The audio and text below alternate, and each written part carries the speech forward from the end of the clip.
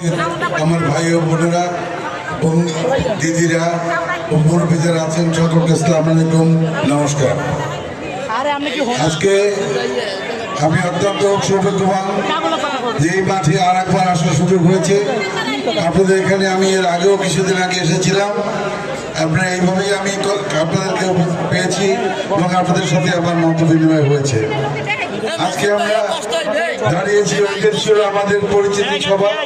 আজকে এসেছি আমরা একটা ইলেকশন করার জন্য।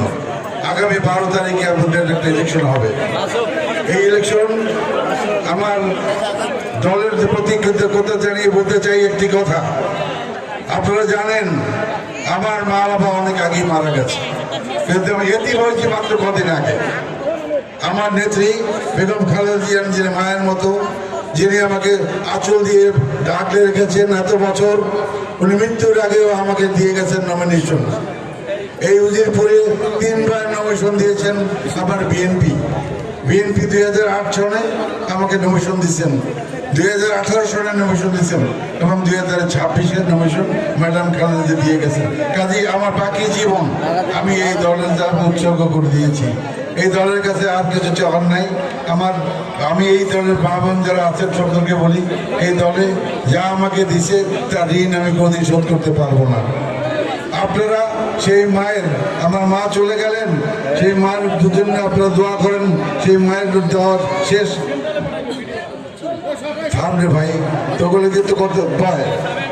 সেই মায়ের দেওয়া সেই আমাকে যে কাজটি দিয়ে গেছে করার জন্য, সেই কাজটি করার সুযোগ যদি আপনারা সবাই দেন আমাকে, যদি আপনারা সেই বিএনপিকে ভোট দিয়ে যদি একবার নির্বাচিত করতে পারেন, আপনাদেরকে ওয়াদা করতে পারি আমার একটি অপকর্ম আমার দ্বারা হবে না এবং আপনাদের প্রতিটি লোকের যত কাজ আছে ইনশাআল্লাহ আপনাদের বাড়ি গিয়ে করে দিয়ে আসবো ইনশাআল্লাহ।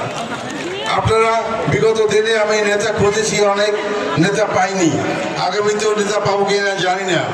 আমাদের এলাকায় নেতৃত্ব দিতে হবে। আপনারা যারা নেতা ভোটার আছেন এখানে, আপনাদেরকে একটা কথা বলি, নেতা কোনো সময় খারাপ হয় না, খারাপ কিন্তু আপনারা।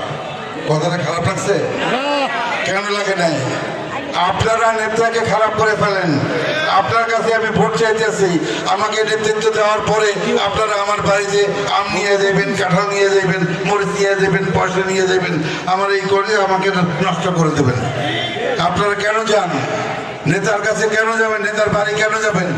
আপনার ভোট নিয়ে আমি যোগাযুক্ত হব। আমার দায়িত্ব হবে আপনার বাড়ি গিয়ে আপনার কথা শোনা। আপনি বসে বসে কথা বলবেন।